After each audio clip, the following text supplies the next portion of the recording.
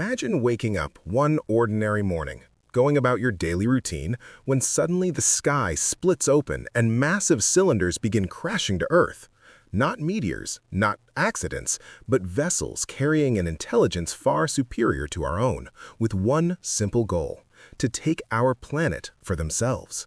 There's no negotiation, no warning, no mercy. In a matter of days, everything humanity has built, every achievement we've celebrated, every structure of civilization we've relied on, crumbles like sandcastles before the tide. This is the nightmare that H.G. Wells unleashed upon the world in 1898 with The War of the Worlds, and it remains one of the most terrifying, most thought-provoking works of science fiction ever written. This wasn't just a story about alien invaders and futuristic weapons. This was a mirror held up to humanity at the height of the British Empire, asking uncomfortable questions about progress, power, and what happens when a civilization that considers itself invincible suddenly finds itself utterly helpless. Wells didn't just invent the alien invasion story. He created a template that would influence countless books, films, and TV shows for over a century. But more than that, he used the framework of science fiction to explore ideas that were deeply relevant to his time and remain shockingly relevant to ours. What does it mean to be at the top of the food chain? What happens when technology becomes a weapon of mass destruction? How do ordinary people behave when society collapses? And perhaps most disturbingly, what if humanity's dominance on Earth is just an accident of timing? Today, we're going to explore this groundbreaking novel in detail. We'll walk through the entire story, examine its deeper meanings, and discover why, more than 120 years after its publication, The War of the Worlds still has the power to unsettle and inspire us. The story begins quietly, deceptively so. Our narrator is an unnamed writer, a philosopher of sorts, living in the suburbs of London in the late Victorian era. He's an educated man, thoughtful and observant, exactly the kind of person who would notice when something extraordinary begins to happen. And what begins to happen are strange explosions on Mars, visible through telescopes night after night. The astronomical community takes note, but no one is particularly alarmed. It's just an interesting cosmic phenomenon, nothing more. Then, the cylinders start arriving. The first one crashes into a common near the narrator's home, a massive metal object that buries itself in a crater. Curious onlookers gather, treating it like a spectacle, a novelty. The narrator himself goes to investigate. They expect perhaps a meteorite, something to marvel at and then forget. What they absolutely do not expect is for the cylinder to begin unscrewing itself from the inside. What emerges is something out of nightmare. The Martians are not humanoid adventurers or wise space travelers. They're described as grotesque, bulbous creatures, all brain and tentacles, struggling in Earth's heavier gravity. They're repulsive to look at, but that revulsion quickly turns to terror when they unveil their first weapon, the heat ray. This is where Wells shows his brilliance in creating horror through understatement. The heat ray doesn't make noise. There's no dramatic explosion. Instead, there's a flash of light, and everything in its path simply catches fire. People, trees, buildings, they all burst into flames instantaneously. The crowd that had gathered out of curiosity is incinerated in seconds. The narrator barely escapes with his life. This first encounter establishes the pattern that will define the entire war. Humanity is hopelessly outmatched.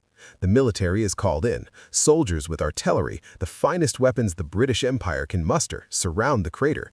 They're confident. After all, these are the forces that have conquered half the world. But when they attack, the Martians simply sweep the heat ray across them and they're annihilated. Horses scream and burn. Men die by the dozens. The artillery shells that do manage to hit the cylinder bounce off harmlessly. And then, the Martians revealed their second technological marvel, the fighting machines. These are towering tripods, 100 feet tall, striding across the landscape on 3 long legs. They move with terrifying speed and grace, and they're armed with both the heat ray and a chemical weapon, the black smoke, a toxic gas that kills anyone who breathes it. These machines are virtually indestructible, and they begin methodically destroying everything in their path. Wells takes us through the collapse of civilization with brutal efficiency. The narrator's world disintegrates in a matter of days. Communication breaks down, the railways stop running, the government loses control. People flee in panic, creating massive refugee columns on the roads leading away from London. The narrator himself is separated from his wife and spends the rest of the story trying to survive and find her, witnessing the destruction firsthand. One of the most powerful sections of the book follows the narrator's brother who is in London when the evacuation begins. Wells gives us a panoramic view of society's collapse through his eyes. The streets of the world's greatest city descend into chaos. The wealthy try to buy their way to safety. The poor are trampled and abandoned. Every veneer of civilization, every social structure, every assumption about order and fairness evaporates within hours. We see humanity at its worst, selfish, panicked, brutal. But we also see moments of heroism and compassion. The brother helps two women escape, sharing the last spaces in a fleeing cart. Strangers help each other. Some people maintain their dignity even in catastrophe. Wells doesn't paint humanity as purely good or evil. He shows us as complex, capable of both nobility and savagery depending on the circumstances. Meanwhile, the Martians continue their inexorable advance. More cylinders land, more tripods emerge. They begin constructing what appears to be some kind of infrastructure, suggesting this isn't just an attack, but a colonization. They're here to stay, to reshape Earth for their own purposes, and humanity is utterly powerless to stop them. The narrator ends up trapped in a ruined house with a curate, a man of the church whose faith completely collapses under the weight of what's happening. This section is psychologically devastating. The curate descends into madness, ranting and despairing, unable to reconcile his belief in a benevolent God with the horror outside. The narrator is forced to knock him unconscious to keep him quiet, and the Martians eventually discover and take the curate, presumably to use in ways the narrator can only imagine with horror. Because here's another disturbing detail Wells includes. The Martians feed on human blood. They're not just conquerors, they're vampires, draining captured humans to sustain themselves. This transforms the invasion from a military conquest into something more primal and terrifying, a reversal of the food chain itself. The narrator witnesses all of this through a crack in the wall, watching the Martians up close, observing their routines, their technology, their casual use of humans as resources. He's trapped for days, surviving on scraps, descending into his own form of despair. When he finally escapes, he finds a landscape transformed into something alien and desolate, covered in the red weed the Martians have brought with them, a Martian vegetation spreading across England. He wanders through this wasteland, eventually reaching London, expecting to find it either in ruins or under Martian control. And this is where Wells delivers his masterstroke, his most famous and most powerful twist. The Martians are dead. All of them. Their tripods stand silent and motionless. Their bodies lie rotting. And what killed them wasn't human weapons, or human ingenuity, or human courage. It was bacteria. The microscopic organisms that we've evolved alongside, that we've built immunity to over millions of years, are lethal to the Martians. They had no defense against Earth's diseases, and they died in agony, victims of the smallest creatures on our planet. The narrator describes this discovery with a mixture of relief, exhaustion, and something approaching irony. Humanity did nothing to earn its victory. We were saved by accident, by biology, by the very thing that makes Earth, Earth. All our weapons, all our technology, all our armies were useless. We survived not because we deserved it, not because we were clever or brave, but because we were lucky. The book ends with the narrator reunited with his wife, trying to return to normal life in a world that's been irrevocably changed. London begins to rebuild, people try to forget, but the narrator can't forget, and he warns us not to forget either. The Martians came once. Their home planet is dying. They might come again, better prepared next time. And even if they don't, we've learned something terrible and true about our place in the universe. So what is the War of the Worlds really about? On the surface, it's a thrilling alien invasion story, and it works brilliantly on that level. But Wells packed this novel with layers of meaning that make it so much more than entertainment. First and foremost, this is a book about empire and colonialism. Wells wrote it at a time when the British Empire was at its height, and many British people genuinely believed they had a right, even a duty, to rule over other peoples. The empire justified itself through technological superiority and a claim to civilizational advancement. Wells took that logic and turned it back on his readers. If technological superiority gives you the right to conquer, then the Martians, with their vastly superior technology, have every right to conquer Earth. The heat ray and the fighting machines are just more advanced versions of the Maxim guns and steamships that allowed Britain to dominate much of the world. When the narrator describes the Martians' treatment of humans, the parallels are intentional and uncomfortable. We're treated as resources, as obstacles, as barely sentient creatures whose lives don't really matter.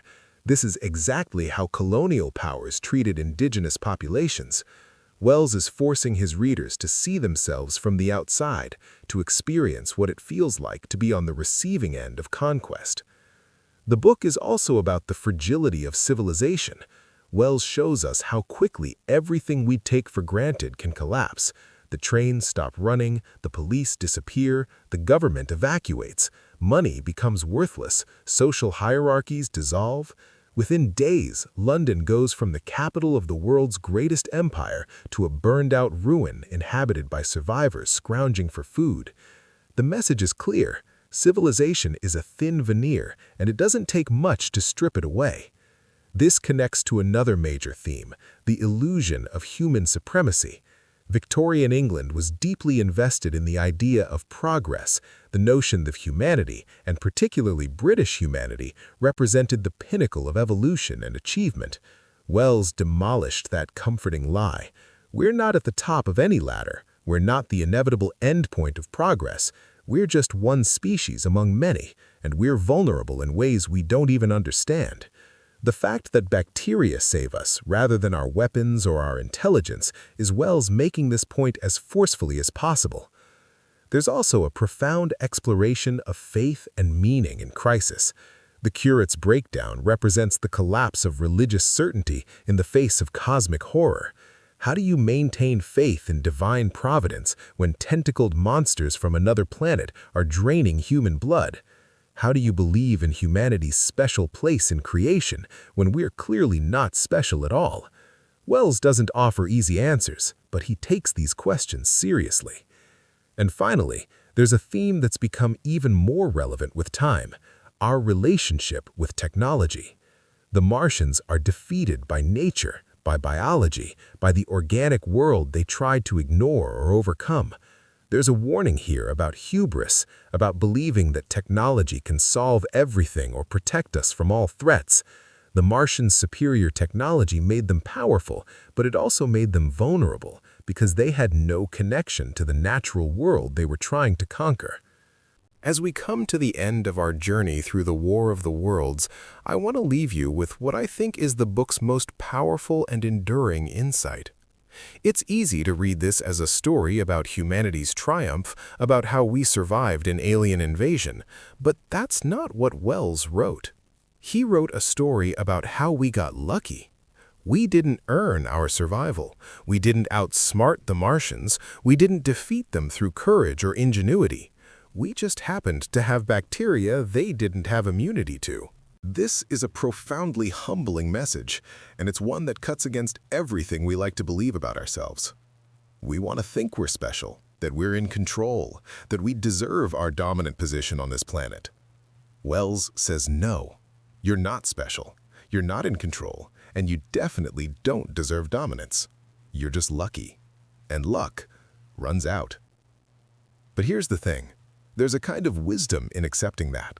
If we acknowledge that our survival and success are partly accidents of biology and circumstance, we might treat our planet and each other with more humility. We might recognize that the civilizations we build are temporary and fragile, worth protecting, but not worth becoming arrogant about. We might understand that the same logic that justified the Martians trying to exterminate us is the logic that justified colonial empires, slavery, genocide, all the horrors humans have inflicted on each other. H.G. Wells gave us a story that works on every level. It's exciting and terrifying as a pure adventure. It's psychologically rich in its portrayal of human nature under stress. It's scientifically imaginative in its depiction of alien life and technology. And it's philosophically profound in its questions about power, civilization, and our place in the cosmos. More than that, he gave us a story that refuses to let us off the hook. He doesn't offer the comfortable escape of human exceptionalism. He doesn't give us a hero who saves the day through ingenuity. He doesn't even give us the satisfaction of earning our survival. Instead, he gives us something more valuable, a clear-eyed look at what we actually are, stripped of illusions and pretensions. The War of the Worlds remains essential reading because it asks questions we still can't answer and presents challenges we still haven't met. What gives anyone the right to dominate others? How do we maintain humanity when civilization collapses? What happens when we encounter something we can't control or understand? How do we live with the knowledge that we're not as special or secure as we'd like to believe? These aren't just academic questions. They're urgent, practical, moral questions that shape how we treat each other, how we organize our societies, how we interact with our environment, and how we prepare for an uncertain future. Wells understood that science fiction isn't about predicting the future. It's about using the fantastic to illuminate the present, to make us see ourselves and our world with fresh eyes. So, if you haven't read The War of the Worlds, I strongly encourage you to seek it out. And if you have read it, perhaps it's time to return to it with new eyes, seeing how it speaks to our current moment. Because the cylinders are still falling, metaphorically speaking. The structures we rely on are still fragile. The questions about power and justice are still urgent. And we're still trying to figure out how to be human in a universe that doesn't particularly care whether we survive or not. H.G. Wells gave us a gift, a story that entertains, terrifies, and challenges us all at once. More than 120 years later, we're still trying to live up to the wisdom it contains. And that, more than anything, is why The War of the Worlds endures. Thank you for listening.